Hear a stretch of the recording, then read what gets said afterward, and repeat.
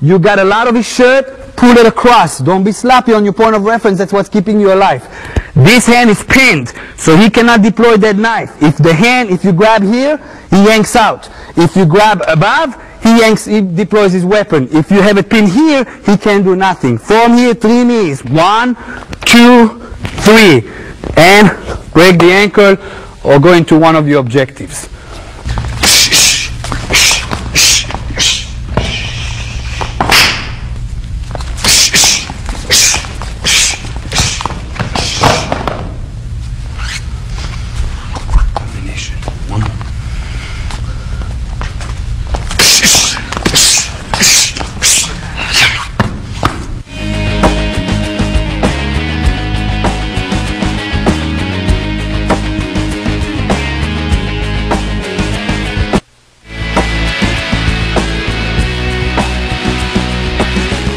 Attack number 3 will be an attack with a front choke. Chris is going to choke me from the front. Okay, primarily danger here has to be identified again. The primarily danger is the thumbs in my neck. Without the thumbs, there is no choke. In other words, that's a primary danger. Therefore, I'm going to have to remove the thumbs before I start countering attack. I will do so by hooking by the wrist. Do not go by the forearms. If you try to go by the forearm, those thumbs are going to dig even more into your throat. I am going by the wrist. What I'm doing is I am plugging his wrist like so. I don't grab. If I grab his wrist, that brings a strength struggle. Most people are going to choke you from up front, are going to be bigger than you. So your strength means nothing. What you're going to do is you're going to plug and go in a triangle out and down in a jerking motion. What this will do, automatically it will unplug the choke. Now it is important that you don't rip the choke. If you rip the choke, now he air slaps me, he goes into a headbutt, and he goes to work. Alright, do not freeze hands. Whenever somebody puts the hands on us in Agana, we say yes. He basically gave up his weapons by grabbing me. So I'm here, the first thing I'm going to do is right here. Right now, primary danger is taken care of, I can breathe. Now comes the counter attack. This will all be done simultaneously. Chris comes in to choke me, and I knee him in the groin. Again, watch here. What I'm doing here is I'm unplugging, leaning backward and kneeing. It is super important that you lean back. If you stay erect and you knee him, his head will headbutt you in the face. And that's going to cost you to be short-circuit. In other words, I lean back, the same thing I do my knees in the hand-to-hand combat segment. So I protect myself from getting headbutt in the face. Right there. From here, I'm going to step in and elbow in the face. In other words, I'm overlapping. Again, he came to choke, one to the groin, and overlapping. Go on the other side, please, Chris. Again, I came one and overlapping. This brings me to a point of reference. From here, 1, 2, 3 knees, and one of the 3 objectives. Either break his ankle, take him down, or terminate him. Again, he comes in with a choke. 1, 2, point of reference. 1, 2, 3, and one of the 3 objectives.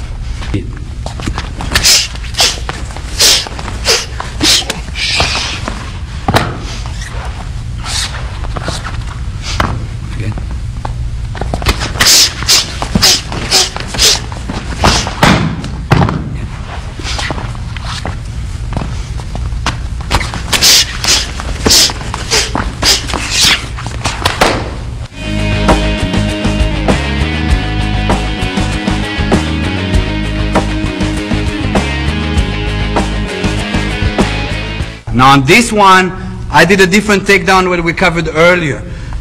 Chris choked me. I went into the counter, into here, into the point of reference. Anytime I have this point of reference, my takedown, instead of me working hard and go over there, all I got to do is shove this down. If I need to give him a shot to loosen him up, that's fine. And now I'm going to piston down his head, shoving him down and bring him down right to here.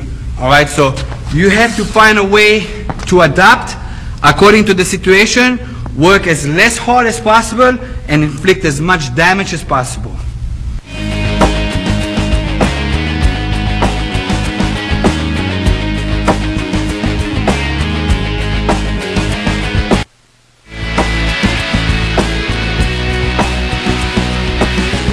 This time Chris is going to come and choke me, and he's going to shove me backward. Again, I'm going to have to find my primary danger, what exactly it is. In this case, my primary danger is no longer the choke. It is first me being off balance. Because if I unplug him, he will come down on top of me. Therefore, primary danger is me getting off balance. I will deal with it as he comes in by moving sideways. As I move sideways, what happens is I adjust my leverage. From here, I'm going to come above and unplug the choke. Watch again. Slow motion, please. He comes in, first sideways, shove, and from here, unplugging. As I unplug, I need to go as close as possible to his wrist. Don't do this. Don't go here and go against his hand because he's going to shove those thumbs in. I go as close as possible to the wrist so that thumb gets unplugged, which was my secondary danger. From here, I'm going to drop and hug myself. The hugging myself is a concept that I'm going to trap if possible, not trap as an objective. If I trapped him, bingo. If I trapped one hand, good too. If I didn't trap anything, that's fine as well. My objective is to inflict damage. So Chris comes in, position myself, unplug, hug. I got the two hands fine. Elbow, from here, point of reference.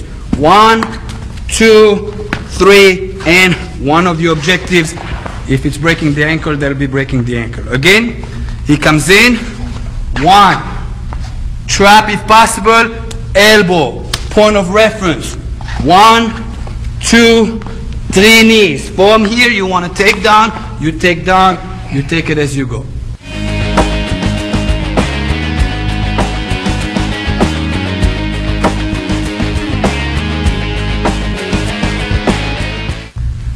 Okay, pay attention. I'm going to bring you to a couple issues that needs to be addressed.